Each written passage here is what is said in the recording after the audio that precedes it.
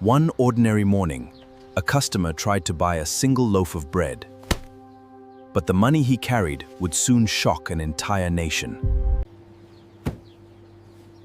Yesterday's price meant nothing today. Every sunrise brought another surprise. Tendai had seen prices change before, but never this fast. Something was happening that nobody could stop. That night, the numbers finally had a name: inflation. But Tendai still had no idea how much worse it was about to become. Just one day later, the same money in Tendai's wallet could no longer buy everything his family needed. Tendai still had money in his account, but day by day, it was becoming harder to use. Yesterday's delivery had one price. Overnight, everything changed again. Tendai knew this couldn't continue forever.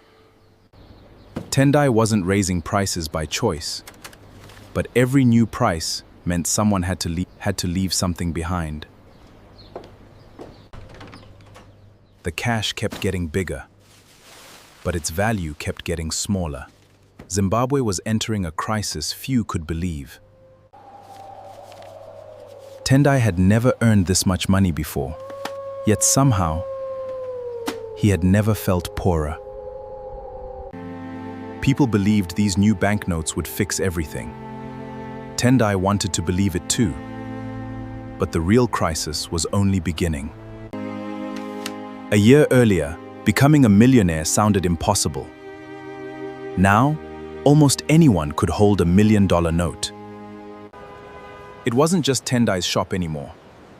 Across the city, prices were changing so fast, nobody knew what anything would cost tomorrow. By the time Tendai finished reading the headlines, even the newspaper had become more expensive. Only weeks after the $1 million notes appeared, Zimbabwe introduced $1 billion notes, but the prices kept rising even faster. Every new exchange rate told the same story. The numbers were getting bigger, but the money was becoming smaller.